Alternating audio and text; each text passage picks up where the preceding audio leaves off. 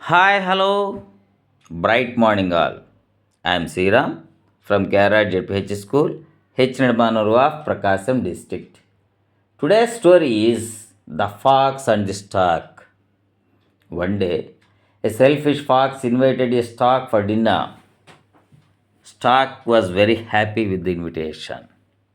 She reached the fox's home on time and knocked at the door with her long beak.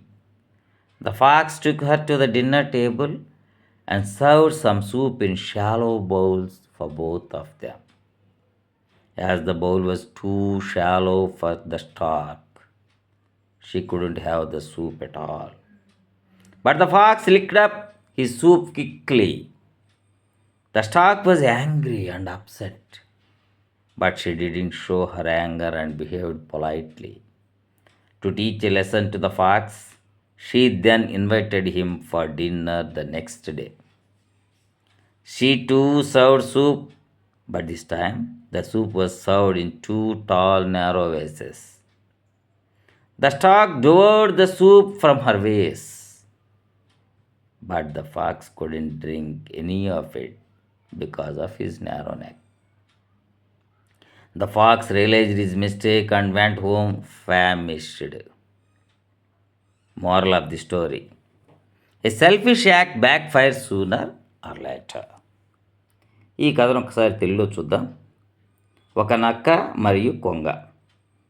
ఒకరోజు ఒక స్వార్థపూరితమైనటువంటి నక్క కొంగను ఇంటికి డిన్నర్కి పిలిచింది.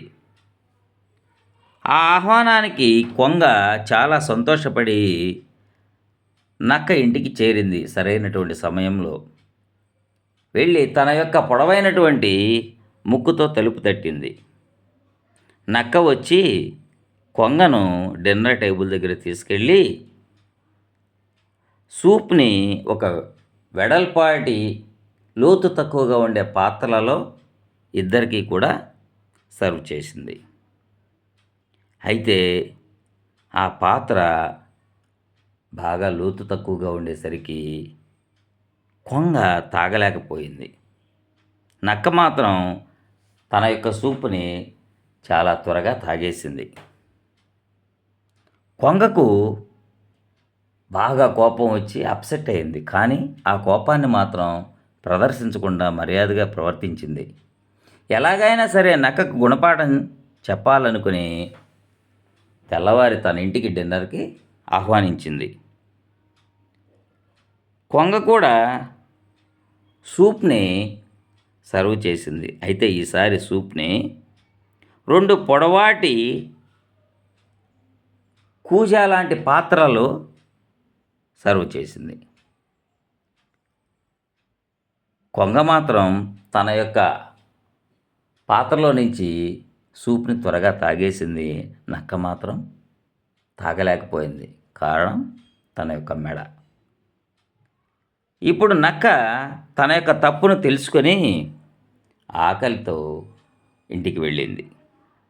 ఈ కథ యొక్క నీతి ఏంటంటే, స్వార్థపూరితమైనటువంటి మన పనికి వెంటనే కానీ లేకపోతే తర్వాత అయినా సరే ఎదురు దెబ్బ ఖచ్చితంగా తగులుతుంది. Thank you one and all. Have a good day. Bye bye.